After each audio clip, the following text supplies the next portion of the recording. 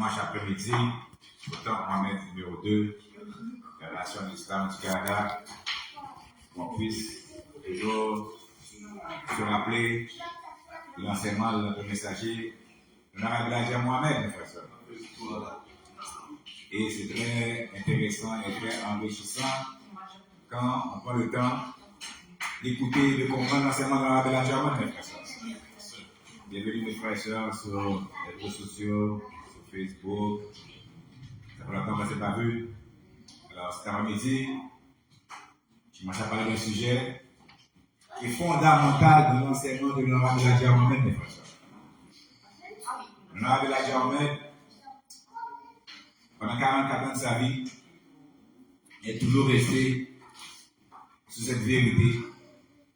Et personne, ni le pape, théologien, a pu démentir ou démontrer que l'honorable Elijah Mohamed avait tort, mes frères et sœurs. L'honorable Elijah Mohamed nous enseigne que on doit croire à un vrai Dieu vivant. Mais l'honorable ministère Rex est venu nous donner aujourd'hui une compréhension qui nous enlève de la croyance et nous amène à la connaissance, mes frères et sœurs. Alors aujourd'hui, dans la nation d'Islam du Canada, on ne croit pas à un Dieu vivant. On connaît. On sait qu'il y a un Dieu vivant, mes frères et sœurs. L'honorable Elijah Mohamed nous enseignait d'où venait la croyance en un Dieu mystère, mes frères et sœurs.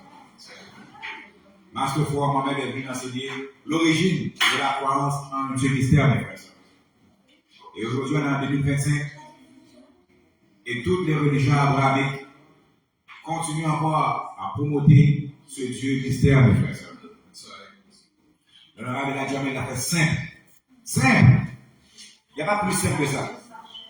L'honorable Elijah Mohamed a dit, comment peux-tu me parler, m'enseigner quelque chose que tu ne connais pas? C'est simple que ça. Avec toutes les personnes qui disent qu'il y a un Dieu mystère, ne l'ont jamais vu, mes frères et sœurs. Ne l'ont jamais entendu. Ne l'ont jamais senti. Ne l'ont jamais écouté rien, mes frères et sœurs. Alors comment aujourd'hui il y a des organisations, il y a des religions qui sont en train de passer des journées, des semaines en train de parler de quelque chose qu'ils ne connaissaient pas, mes frères et sœurs. Qu'ils n'ont jamais vu. Tu ne peux pas me parler de quelque chose que tu ne connais pas, mes frères et sœurs. Il n'y a pas plus simple que ça. Ah ben, on a des évidences. Oui, ok, on a des évidences. Ok. Mais des évidences, est-ce que tes évidences, ça amène à ton Dieu que tu ne connais pas? Aujourd'hui, il y a un système de justice sur la planète que les hommes ont établi. Est-ce que leur système de justice est bon, mes frères? On voit que souvent il y a de l'injustice dans le système parce que il favorise certains types d'êtres humains ou bien il néglige d'autres êtres humains, mes frères et sœurs. Comment on peut envoyer quelqu'un en prison quand on n'a aucune preuve? Et ça consiste, il dit, mais non, on a un système de justice qui est basé sur des preuves, mes frères et sœurs. Mais beaucoup de fois, on a eu des personnes qui ont été en prison et qui n'ont jamais eu des preuves, mes frères et sœurs. On a un frère là récemment qui est sorti de prison après 30 ans. 30 ans. Quand on l'a envoyé en prison, il n'y avait pas de test d'ADN, il n'y a même pas fait de test d'ADN. Ils l'ont envoyé en prison sous les témoignages que le monde a dit qu'ils l'ont vu faire, mes frères et sœurs. Et aujourd'hui, il met dehors, il dit, oh, on s'excuse, c'est vrai, c'est un mauvais jugement. Alors même le système de justice aujourd'hui est en train de montrer que tu ne peux pas donner un jugement par rapport à du oui-dire.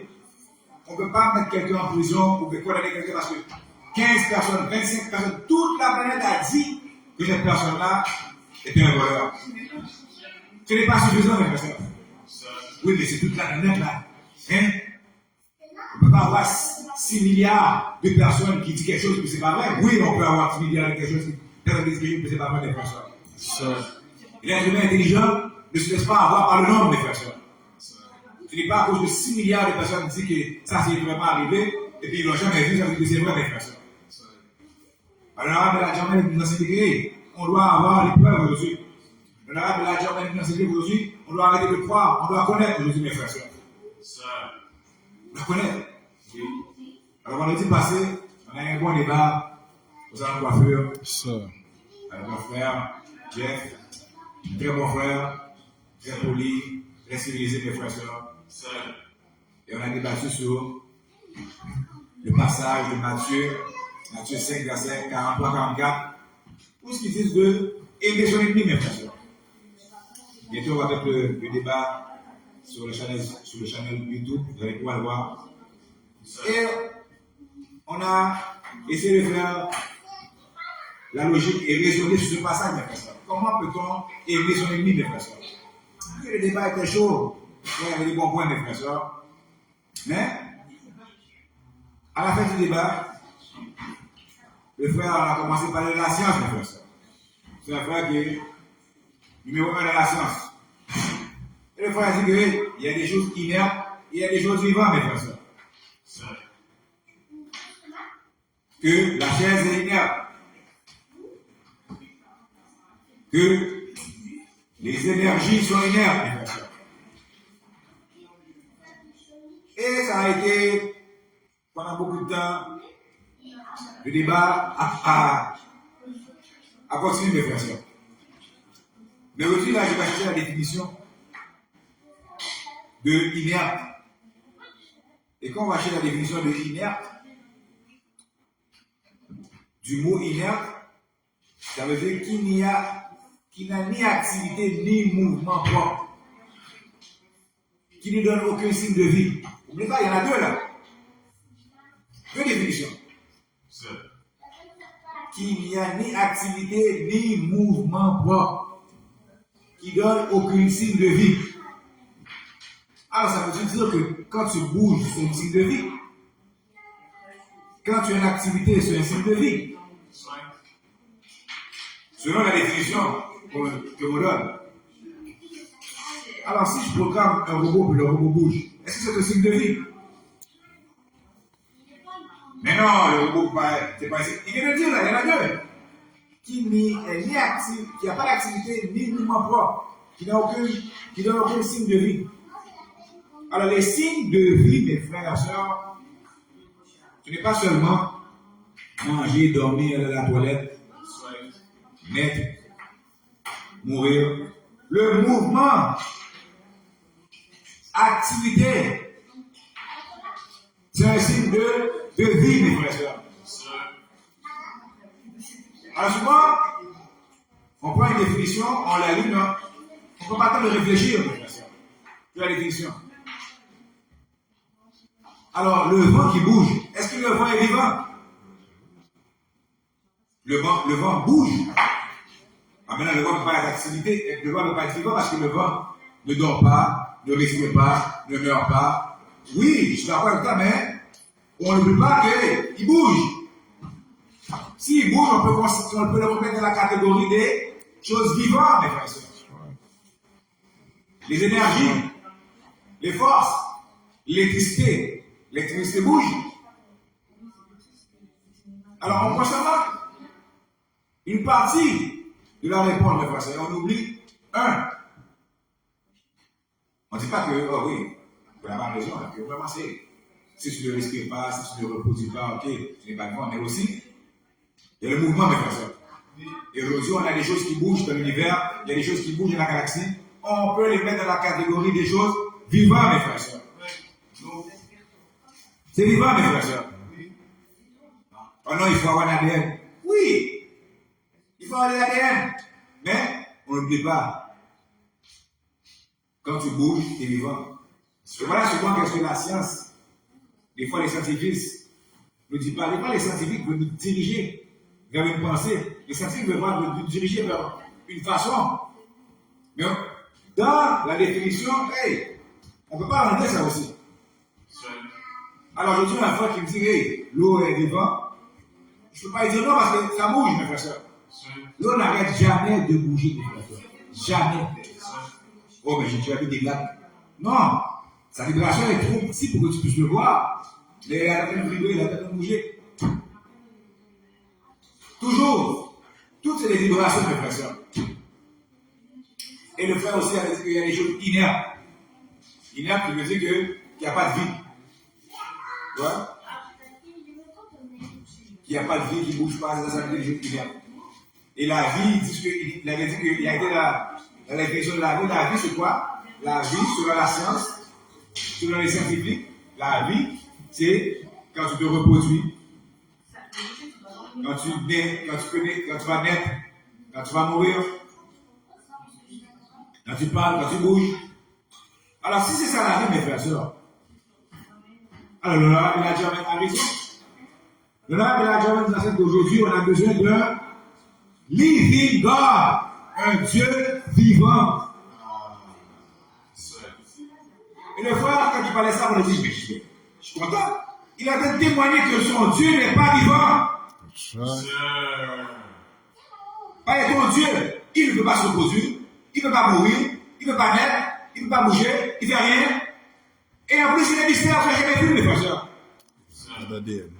Il n'a pas d'ADN. Alors tu es en train de témoigner que le Rabbi Elijah a raison, que tu es en train de vénérer quelque chose qui ne peut rien faire pour toi. Que le seul vrai Dieu qui peut exister, c'est un Dieu vivant, mes frères. Comment un Dieu qui n'est pas vivant peut aider toi qui es vivant? Oh, c'est le mystère de Dieu. Alors tu es en train de prêcher quelque chose que tu ne connais pas. On ne peut pas avancer avec le mystère, mes frères. Il n'y a aucune civilisation, il n'y a aucun système aujourd'hui qui avance, il n'y a aucune technologie qui avance avec le mystère, mes frères. Le mystère est fait pour être quoi? Pour être découvert, mes frères. Et le Rabbi Elijah nous enseigne que ça fait des millions d'années, on a déjà fait des recherches pour essayer de trouver ce mystère-là. On n'a rien trouvé, mes frères. Alors, on a déclaré qu'il n'existe pas, mes frères. Et si je cherche un Dieu mystère, et j'enseigne à mes enfants à chercher un Dieu mystère, et de génération en génération, on est encore en train de chercher un Dieu mystère, jusqu'à quand on va arrêter? Jusqu'à quand on va arrêter, mes frères? Allez chercher. Il faut qu'on se donne une limite de recherche, mes frères. Parce que pendant le temps qu'on cherche, là, on n'avance pas. Pendant le temps qu'on cherche, là, rien. Est-ce que les animaux cherchent un Dieu mystère? Est-ce que les végétaux cherchent un Dieu mystère? Ce sont des êtres vivants aussi. Ils se reproduisent, ils meurent. Alors on commence à parler de seul être vivant qui est en train de chercher un Dieu mystère. Et naturellement, quand on prend naissance, jamais on va aller voir un enfant naturellement qui va croire à des mystères des frères. L'enfant, quand il prend naissance, il observe et il imite. C'est son instinct de faire ça. Observer et imite. L'observation veut dire quoi? Je dois voir. Je ne dois pas croire là. Je dois voir. L'enfant ne croit pas à ses parents. Il observe ses parents. Ah, s'il fait ça, ça veut dire que je dois faire ça aussi. Alors j'imite. Mais aujourd'hui, on a des organismes, aujourd'hui on a des religions qui nous prêchent qu'on doit passer notre vie sur un mystère, mes frères et sœurs. Un Dieu qu'on ne connaît pas.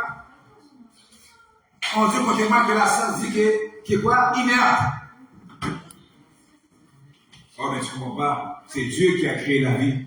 Ok, ça c'est une croyance.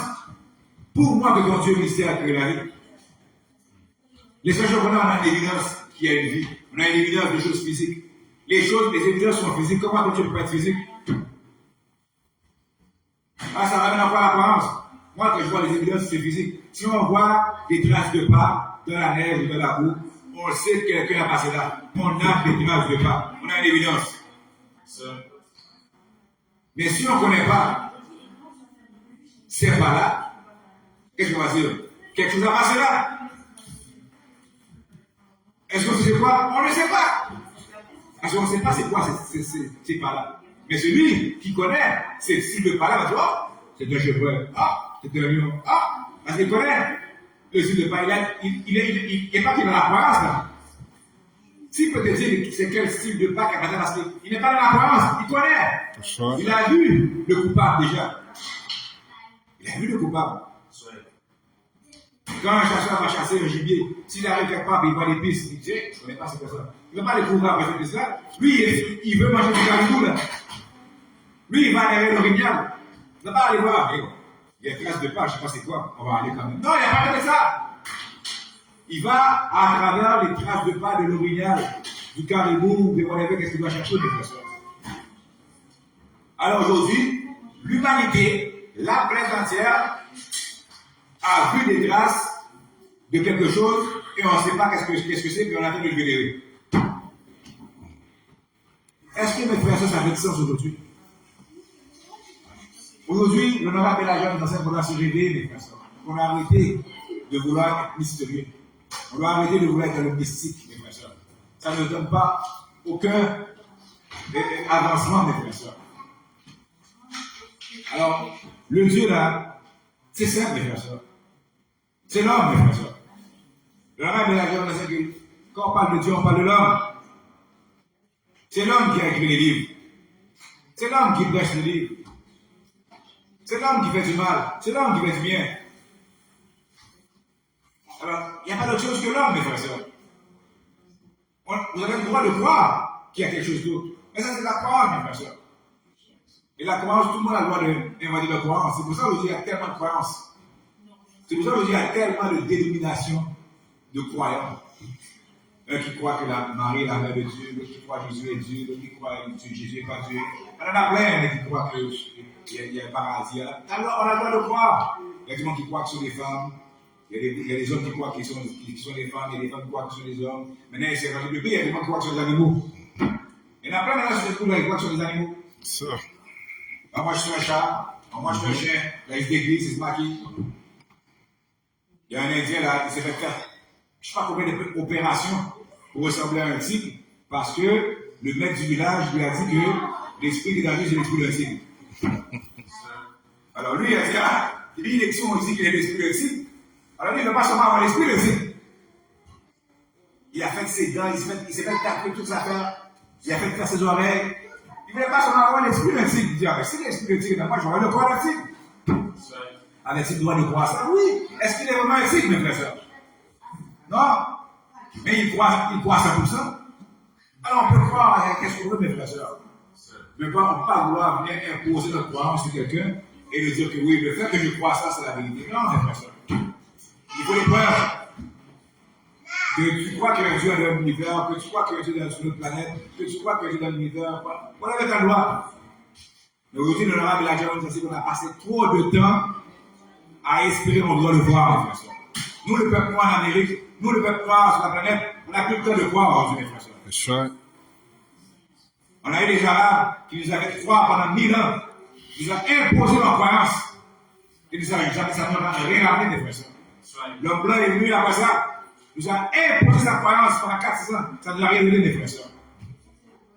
Alors aujourd'hui, nous, les blancs, l'homme blanc et la femme blanche, on est candidats à ne plus croire maintenant. On doit connaître, mes frères et sœurs. Parce qu'on a l'histoire, on a la preuve, on a notre condition, on a notre comportement. Ce n'est pas un hasard que l'homme noir se comporte comme il se comporte aujourd'hui. Ce n'est pas un hasard, mes frères. Parce qu'on a été victime d'un génocide, on a été imposé une croyance, mes frères et sœurs. Alors, l'honorable Elijah nous dit pour ça, il faut qu'on arrête là. Arrête d'aller dans cette croyance-là. Comment ton ennemi, c'est ça qu'on dit aux frères, comment que ton ennemi peut venir t'amener la vérité? Quand c'est ton ennemi, comment peux-tu aimer ton ennemi? Oh, ben, il n'a pas dit de ne pas combattre. Le passé ne dit pas de ne pas combattre l'ennemi. Il a dit seulement prier pour l'ennemi. On doit aller dans notre intérieur et pardonner l'ennemi.